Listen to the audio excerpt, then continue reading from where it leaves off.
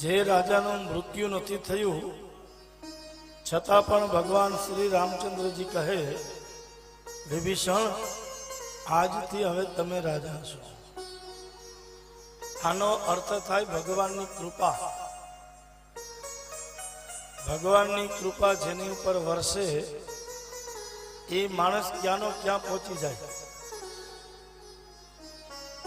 ઘણી વખત આપણે રાત્રે સૂતા હોય ત્યારે વિચાર કરીએ કે સવારે શું થશે, પણ સવારે આપણે જાગીએ એની પહેલા જગતનો નાથ આપણા ભાગ્યના પાનને હટાવી નાખે તો આપણે પણ ન વિચાર્યું હોય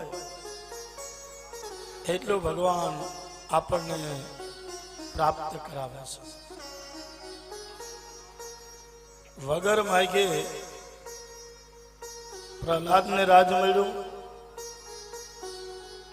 વિના માગે વિભીષણને રાજ મળ્યું છે.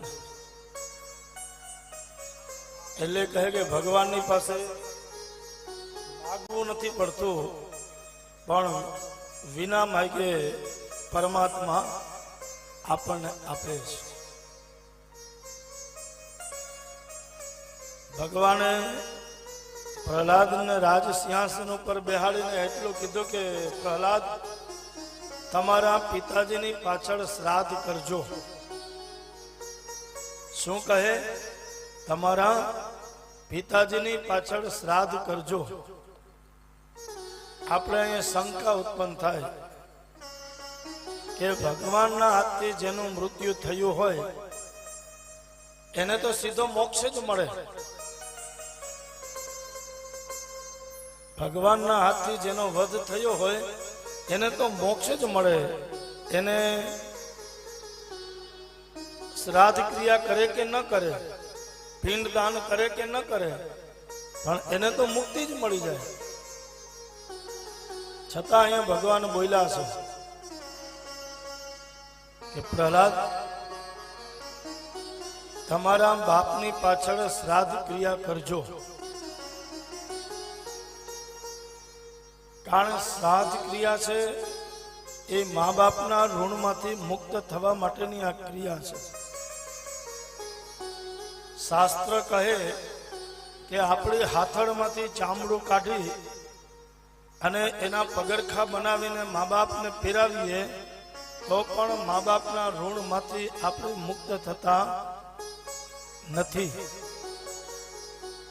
એટલે 10માનું, 11માનું, 12માનું અને 13માનું જે શ્રાદ્ધ છે એ મા બાપના ઋણમાંથી મુક્ત થવા માટેની આ શ્રાદ્ધ ક્રિયા છે. પણ આજે ઘણી જગ્યાએ આપણે જોઈએ છીએ કે 3 દિવસમાં બધું આળોટી લઈએ. મા બાપે જીવનભર આપણી માટે સમય કાઢ્યો હોય તો મા બાપની માટે આપણે 13 દિવસ ન કાઢી શકીએ? આ 13 દિવસ આપણી માટે દુઃખ ના હોય છે. અને